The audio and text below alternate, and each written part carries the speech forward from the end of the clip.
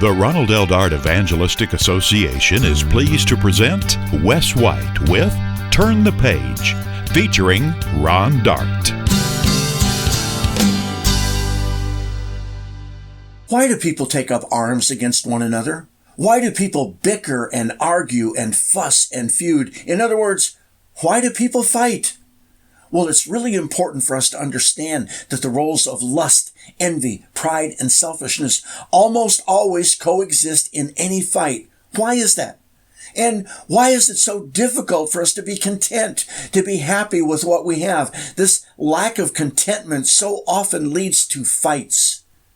Now, there is a way to avoid fights. It's called negotiating. But negotiating requires skills in communication. And because communication skills are not common in people, too often negotiations can't even begin, so we end up in a fight. In the Bible, James 4:2 tells us, "You desire, but you do not have, so you kill. You covet, but you cannot get what you want, so you quarrel and fight. You do not have because you do not ask God. When you ask, you do not receive because you ask with wrong motives, that you may spend what you get on your pleasures." The late Ronald Dart taught that there is no place in the kingdom of God for people who like to hurt others, or people who want to get back at others, or people who cause pain to others. So it's worth asking, is fighting worth the risk of losing out on the kingdom of God? The Sermon on the Mount clearly tells us, "Be easy to be entreated. Blessed are the peacemakers, for they shall be called the children of God." Mr. Dart has so much more to say on the topic of fighting, so let's turn the page back to 1989 and listen to a sermon entitled, "Why Do People Fight?" by Ronald Dart. Why do people fight?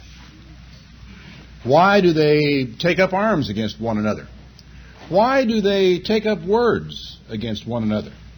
Why do we bicker? Why do people slap one another? Why do people strike one another? Why do people argue? Why do they debate? Why do they fuss and feud? And why do people fight?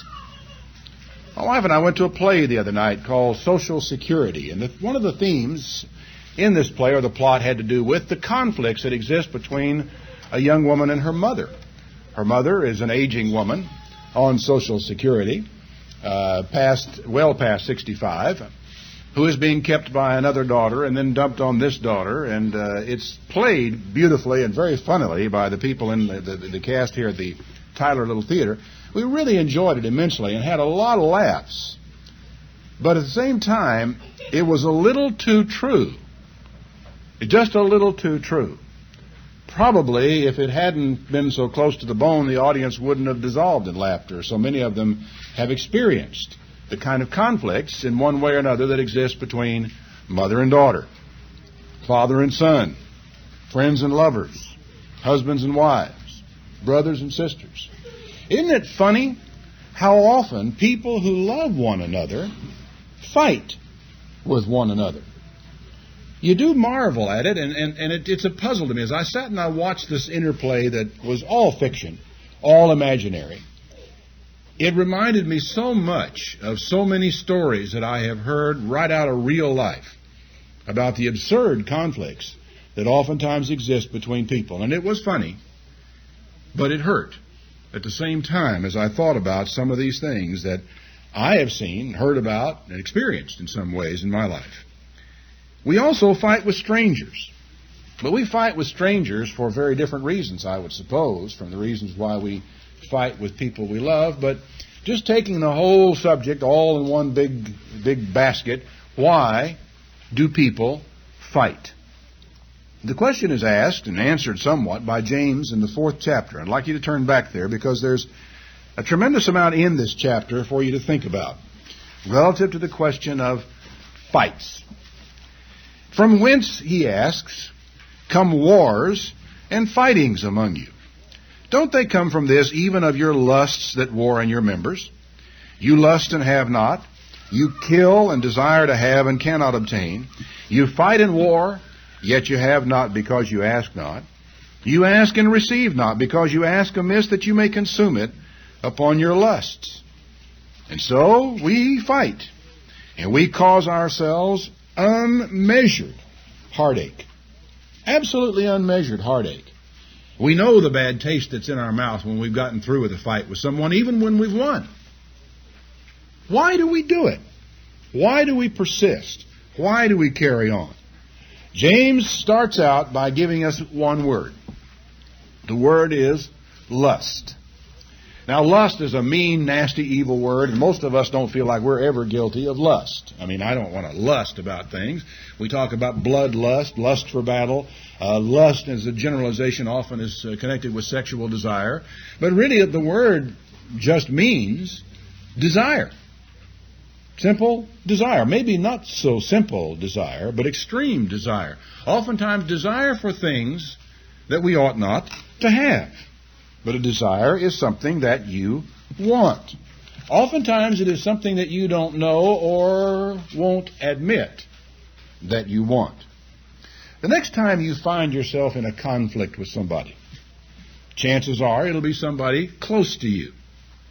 The next time you find yourself in conflict, see if you can find a moment in the fray to ask yourself a simple question. What is it that you want? Or another way, what would it take to make you happy? Now, this is an interesting question, especially when you pop it on the other person. When you're involved in a conflict, an argument, bickering about this, struggling over that, just quietly, in a moment, find a spot in the conversation and ask the other person, friend, wife, father, mother, what would it take to make you happy? There are some times when you ask people that question, they look like they have been kicked in the stomach. Or they suddenly get this glazed over expression in their eyes, and their eyes go to the far horizon because it's a question sometimes we're afraid to ask because we're afraid of what the person will say when there is no reason for you to be afraid, as I will discuss in a moment. But a lot of times we don't want to be asked that question either. Because if I tell you what I want and you say, okay, you've got it, now I've got to find something else to fight about if I want to fight. Now I've got to accept the responsibility of some possible sort of quid pro quo. In other words, you give me this one, what do you want? Because indeed we rarely give something away, but what we don't expect at least an IOU in return, right?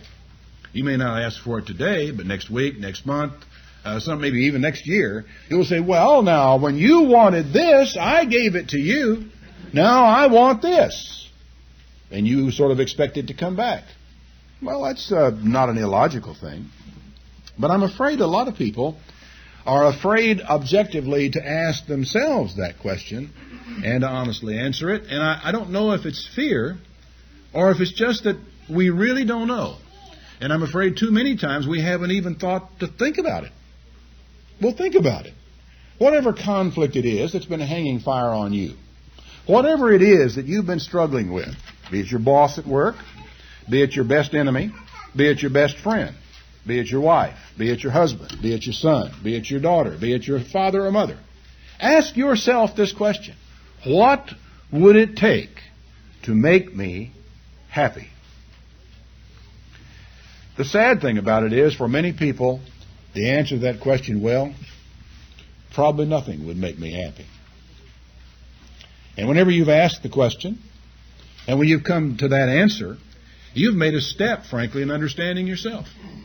And you may have made a step in understanding the real cause of the conflict that exists.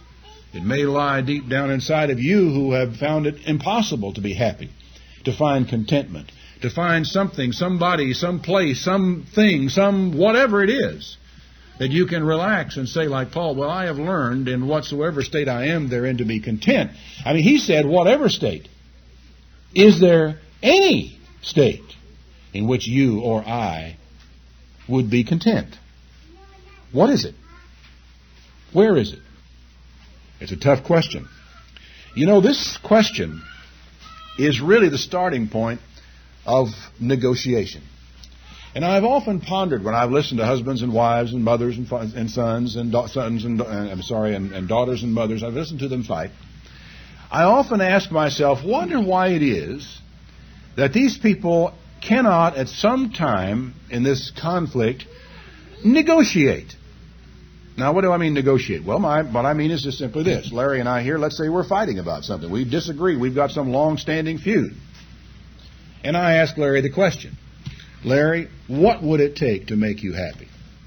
He said, well, what it would take to make me happy is for you to give me back that thing, so-and-so, back when that I lent to you.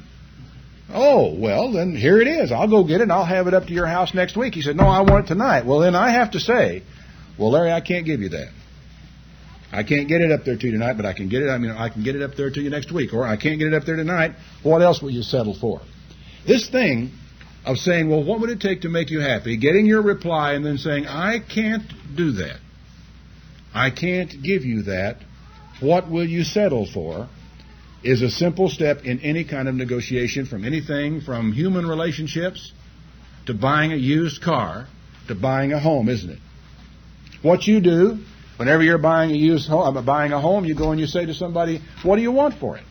And the guy says, well, I want $110,000. You say, I can't give you that. What will you settle for? He turns around and says, well, what will you offer? I ask $110,000. You say, well, I'll give you $80,000. He says, I can't accept that. Well, what will you accept? You see, this little back and forth thing that goes on, this is not fighting. This is just simple negotiation. But you can't ever get involved in a negotiation until you decide what it is you want and learn what it is the other person wants, can you? And a lot of the fighting that persists among us persists because we never get around to the point of asking ourselves, what do you want? What would it take to make you happy? And then let me tell you what it will take to make me happy. And if we can't make both of us happy, where can we compromise? Where can we get together? I've sometimes wondered with husbands and wives who have children and then they wind up getting a divorce, couldn't they at least negotiate separate bedrooms or with one end of the house against the other end of the house and stay together for the kids' sake? Isn't there some solution that they could arrive at short of murdering one another in the night or divorce or something of this nature that to solve their problem? It's incredible the fights and the arguments that go on. It's a funny thing about some of the buying and selling situations. Those who have been in real estate have learned, it's actually axiomatic, that so much of the time when you actually get a contract and you get somebody's signature and name on this contract, you take it to the seller and you sit down with the seller and say, here is the offer I have on your house. Now you are asking $110,000 for your house. This man is offering you $80,000.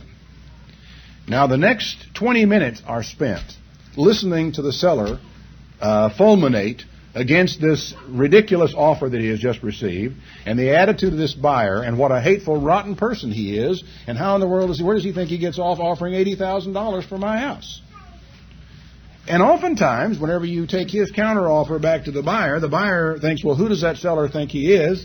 Does he think I'm some kind of a fool? And before you know it, buyers and sellers come to absolutely hate one another, and it's not at all uncommon that they have to close and have a closing. I mean, I say it's uncommon. It's not really common, but it does happen. It gets to such a point they have to have the closings in different rooms or on different days. They can't even come under the same roof together. They are so furious at one another, even though they have finally arrived at an agreement as buyer and seller on the house. It's one of the reasons why real estate agents earn their money, is because they have to listen to all this stuff. Who knows what would happen if people had to buy these things face to face? They might wind up shooting one another. It may sound strange to you, but people have shot one another over simpler deals than buying or selling a house. The funny thing about it is that life to some people is almost like a game of Monopoly, and you're out there keeping score. And I have to squeeze you in order to win this game or gain some kind of advantage out of every possible thing I can squeeze out of you. And I've got to defend myself of everything possible thing. And so in buying or selling a used car, buying or selling a home, it's all somebody somewhere. I don't know who it is that's keeping score, but somebody somewhere is keeping score on all this stuff. And at the end of this great game of Monopoly, I want to be ahead of you. And so if I'm going to be ahead of you, I got to squeeze every last dime out of the transaction. And I can actually come to hate you and be ready to fight with you because you're trying to squeeze me down or take what I consider to be unfair advantage of my unfortunate situation of losing my job or having to move out of town or whatever it is. It is a matter of lust. I want, you have. And I've got to try to get it from you any way I can. I remember someone once told me that he knew a family that couldn't even play a game of Monopoly without getting into a fight. Well, the fact of the matter is, probably that could be anybody in this room that could tell me that they know people who can't even play a game of Monopoly without getting into a fight, because it is such a simple thing. We will fight over games. We will fight over life. Did you remember that it was lust that caused Judas to betray Christ? It was this motivation of wanting, desiring, grasping, trying to get something for himself that actually caused Judas to betray Christ. Why do people fight? Take a look at James 4 again. You ask and receive not, because you ask amiss, that you may consume it upon your lusts. You adulterers and adulteresses, don't you know that friendship with the world is enmity against God? Now, wait a minute. Where did that come from? Up until this point, he's talked about lust, and we could have been talking about lust for money, lust for land, lust for property. But out of the clear blue sky, he drops adulterers and adulteresses on us, and it really can't be talking about anything else except sex. Now, we do know, don't we, that sex and sexual relationships and sexual problems create more tension and combat in our world, in our lives, our own lives, than we sometimes would like to admit. It's an incredible dynamic in the lives of human beings. And here, in a scripture that talks about wars and fightings, he drops right in the middle of it like a red-hot brick, adulterers and adulteresses. Sin. Now, where does all this fighting come from? Now, it's easy for us to understand it from one perspective. A man comes home from work and finds his wife in bed with another man, and he shoots them both. Jealousy. Whence come wars and fightings among you? That's an old, old story. As old as the hills. Did you know that people sometimes fight to avoid intimacy? Oh, yeah. They actually are afraid of intimacy. They are afraid of the relationship that might be developing. And so they fight to avoid letting it go where it otherwise might go. Sometimes people get downright sick in order to avoid it. But we're not talking about that, are we? We're not talking about headaches at this point. We're talking about fights. It is a fact that people do sometimes start fights in order to avoid being intimate with one another. Why? I don't know. Fear of closeness, fear of giving up a part of yourself, fear of yielding control, fear of getting out of control, fear of responsibility, because you see, when you enter into an intimate relation with someone, you accept an enormous amount of responsibility. You have a responsibility for the other person's feelings. You have a responsibility for whatever hurt might be caused. You have a responsibility for perhaps a child that might be created. Responsibilities just build up on top of responsibilities, and sometimes people are so afraid of accepting the responsibility of a relationship. Because you see, a relationship involves giving up things, doesn't it? If we're going to have a relationship, I'm going to give and you're going to give. And we're both going to have to make sacrifices and compromises in order to get along, because I can't have everything I want and have you be happy. Right? If we have a close relationship, I can't have everything I want and you still be happy. It just doesn't work that way. So consequently, I've got to decide what I'm willing to give up, because if I can't keep you happy, if I love you, I can't be happy either. And so it goes. If we are afraid of those responsibilities, sometimes we fight in order to avoid getting into that kind of responsibility, because we don't really understand why it is or what it is we feel. We don't even recognize the fear. May not be willing to acknowledge the fear even if we did recognize it. Human beings are complicated creatures, and we fight for some staggeringly complicated and oftentimes very stupid reasons, which if we only knew what was going on, maybe, and I put a very heavy emphasis on maybe we wouldn't fight as much as we do. Do you suppose? So we don't step out because someone gets a better car than we do, or someone gets a better home than we do, or someone has more money in the bank than we do, and try to take it away from them. But that doesn't mean that we do not begin to resent them, does it?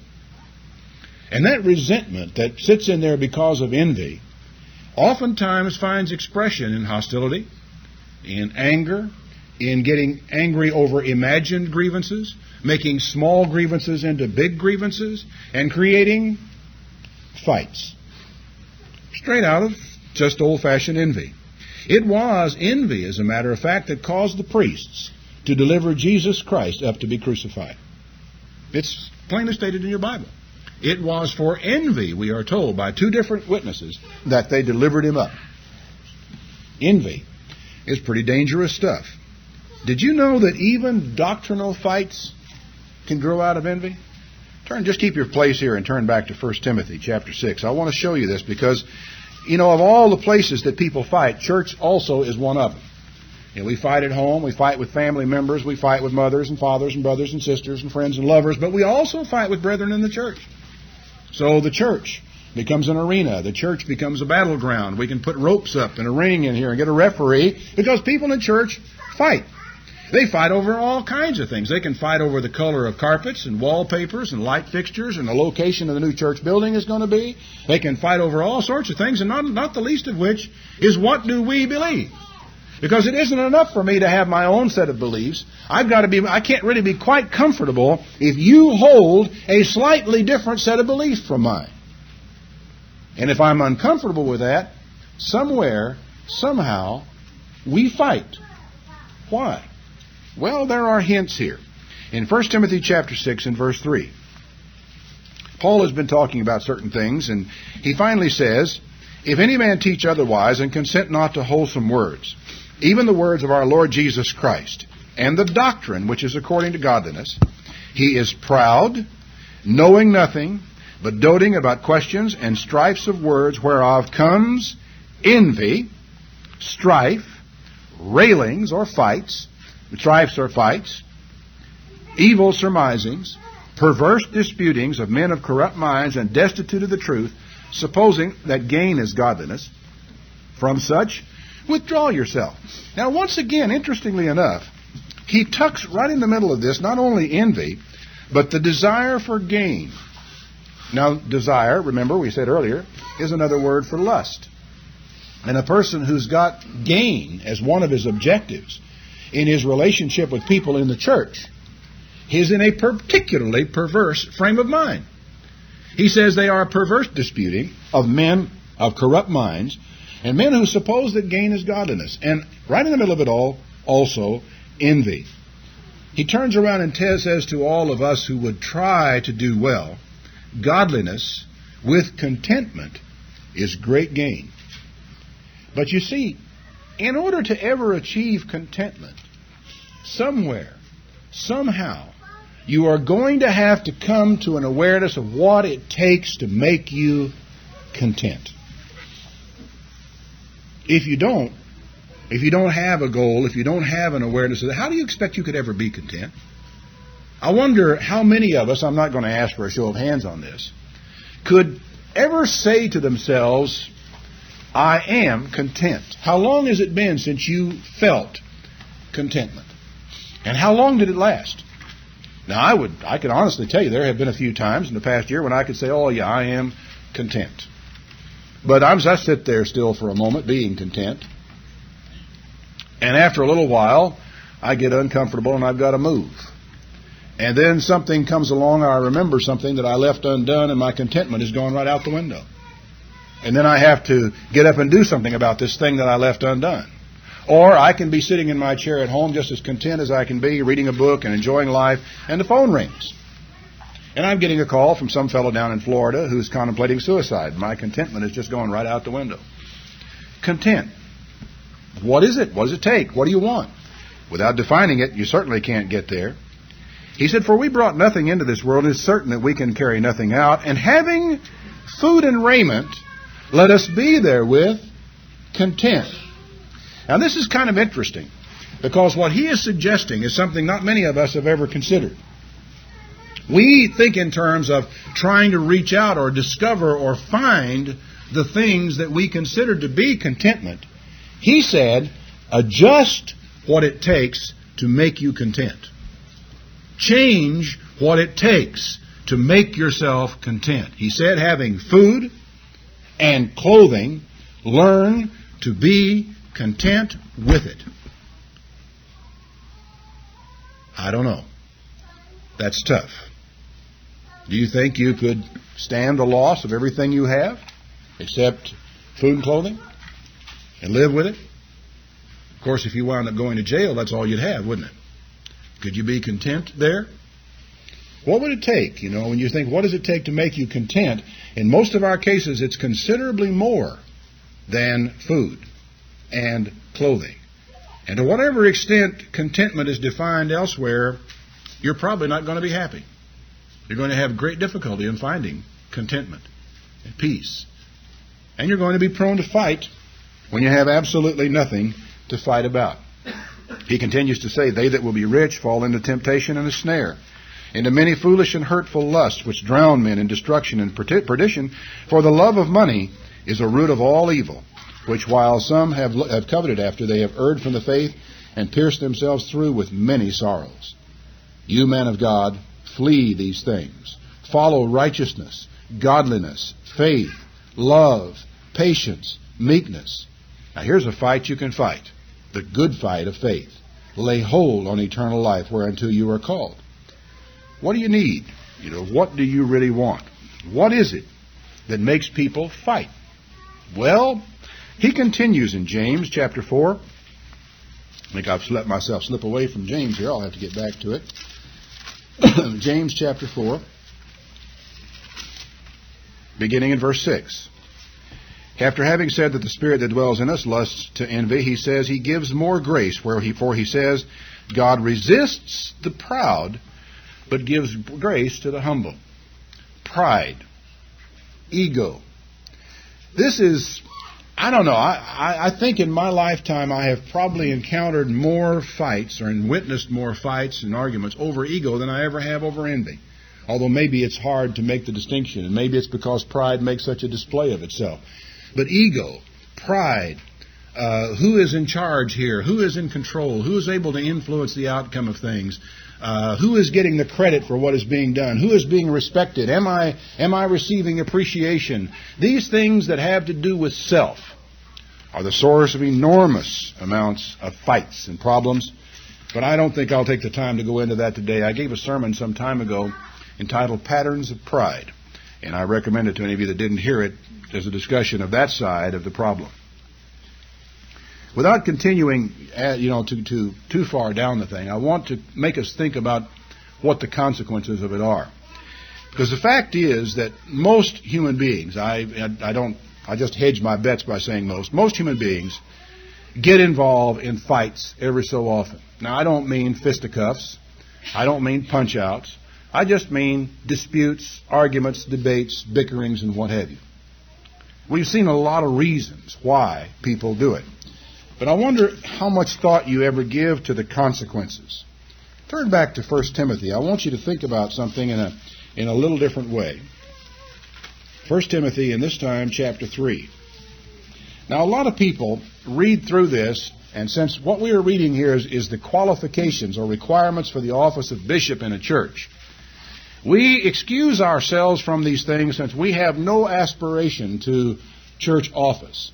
And we think to ourselves, well, perhaps it won't matter so much, or maybe these things don't apply to me. These things apply to the ministry. I want you to think about it, though, just for a moment. He said, this is a true saying. If a man desire the office of a bishop, he desires a good work. A bishop, then, must be blameless. Is it all right for you as a lay member of the church to be blamable for something? Think about it. He then goes on to say he must be the husband of one wife. Now, when you go back to Jesus' teaching, for this cause shall a man, singular, cleave to his wife, singular, and they two, not three, shall become one flesh. It's very plain that Jesus' intent was for a man to have one wife. Well, now, a bishop is required to be the husband of one wife. Does that mean it's okay for the lay person in the church to have more than one wife? Well, other scriptures make it plain that it's not. He then continues to say that he is supposed to be vigilant. Does it mean then that you can be lazy? That there's no need for you to be vigilant? He must be sober. So that means that since the bishop is required to be sober, the average church member doesn't have to be sober. He can be frivolous, he can be drunk, he can be whatever. No, we don't buy that, do we? of good behavior. Are you then, because you're not a bishop or not seeking to be one, are you free to engage in bad behavior? Aren't you expected also to be of good behavior? I think you are. Given to hospitality. All of us are supposed to be hospitable, aren't we? Now here's one apt to teach that you can't be a bishop without. Doesn't mean that someone else couldn't be. That's a gift. Not given to wine. Is it all right then for you to be given to wine? Oh no. It's all right for you to drink wine as it would be for a bishop, but not given to it. No striker. He cannot be a fighter, a person who engages in fisticuffs and hits people. Okay for you to hit me, but not okay for me to hit you? Oh no, that's not right. Not greedy of money, but patient. You can be impatient, but I have to be patient. Not a brawler. And brawler is kind of a generalized thing about fighting and being contentious. Goes on with covetous. Is it okay for you to be covetous and not for me as a minister? Do you see what I'm driving at? There are two categories of fighting, striking and being a brawler and being an argumentative, bickering type person that are disqualifying to God's service. That the things that cause people to fight, which we've talked about, are there for us and we all know about it, but do you realize that being an argumentative, debate-prone, bickering, squabbling, brawling, argumentative type of person who's concerned about his ego, who tends to be envious of other people in their offices and what they are able to do, who has trouble sometimes loving his enemies. Do you realize that this thing about fighting disqualifies you from effective service of God? You just can't afford a temper or a temper tantrum. You can't afford to haul off and bash people in the face. You can't afford to allow yourselves the luxury of fighting with people you love. Not if you ever expect to be of any value or of any service to God. And the fact is that people who like to fight have no place in God's kingdom. Nor do people who like to hurt people. Nor do people who like to get back at people. Nor do people who want to cause pain to other people. There's just no place in God's kingdom for people who have that kind of an attitude. What do you suppose the primary weapon is with which most human beings fight? Some of us, sometimes use fists. Some people sometimes use guns, knives. But a weapon that is available to almost anybody and is used probably more than any other is the tongue. James talks about that in the chapter just before the chapter we're talking about, about fighting and about warring. The whole chapter, in fact, is about all this. And he says in chapter 3, verse 1, "My brethren, be not many masters or teachers." Don't rush in to be teachers, knowing that we, who are teachers, will receive the greater condemnation. "For in many things we offend all. If any man offend not in word, the same as a perfect man." If you can handle the tongue, if you can handle the things that come out of your mouth, you can handle just about anything. "The same as a perfect man and able to bridle the whole body. Behold, we put bits in horses' mouths, and we can turn the whole horse. We ships, even though they are great, we can turn them with a little helm. Even so," verse 5, "the tongue is a little member and boasts great things. Behold, how great a matter a little fire kindles." And do you realize that most of the serious fights that have existed in this world have been started with words? Insulting remarks, snotty remarks, comebacks, insults. This is how so much of it gets started.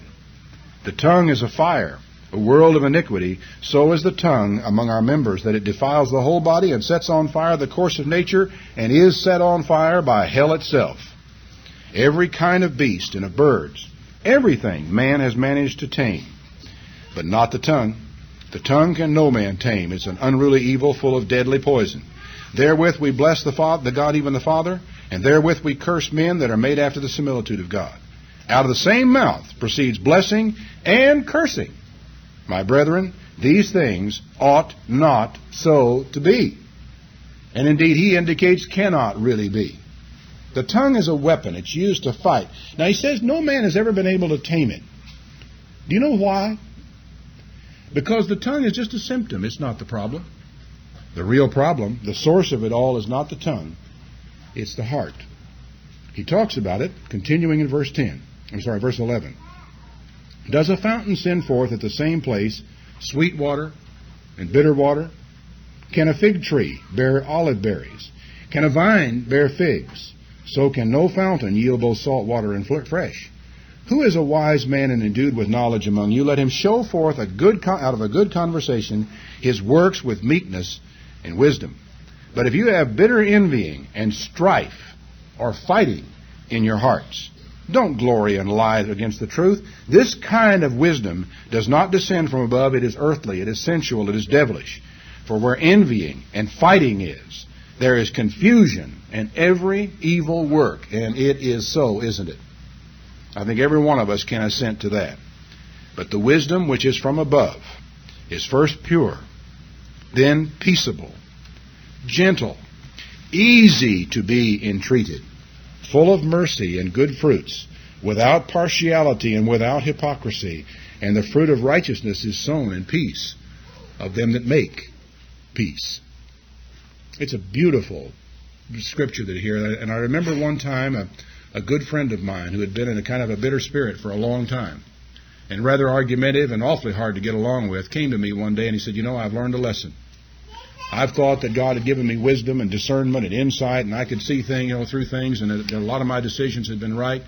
And all of a sudden one morning I woke up and realized how many antagonisms I'd been creating, and I read this scripture. The wisdom that is from above is first pure, then peaceable and gentle and easy to be entreated. What do you mean easy to be entreated?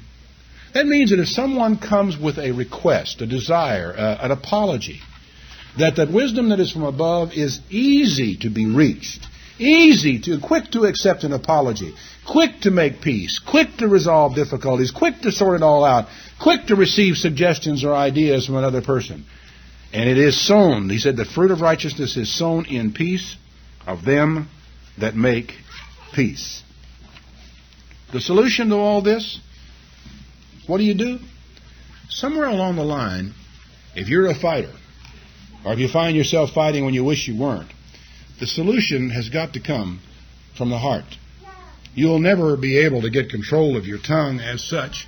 You'll never be able to stop those waspish comments that sting and hurt other people and that cause arguments and fights, not by yourself. The change has got to take place somewhere else.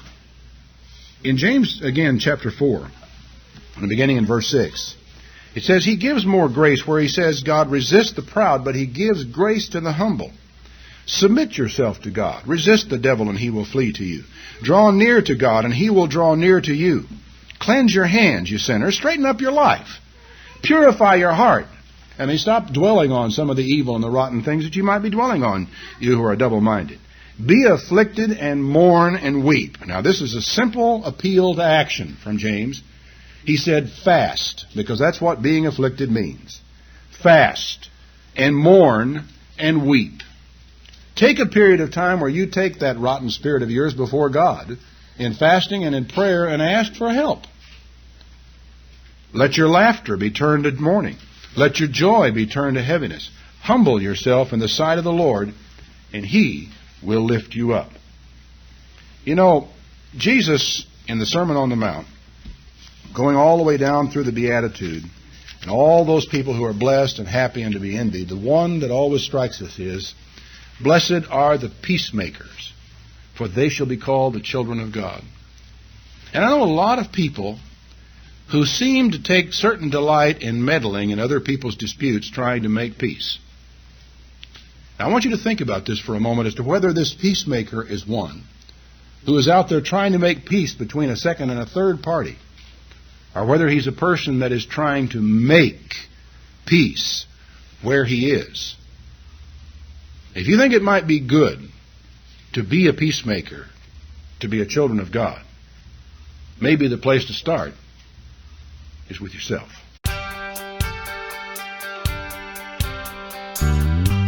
Turn the Page is a production of the Ronald L. Dart Evangelistic Association. To contact us or for more information, please visit our website, RLDEA.com.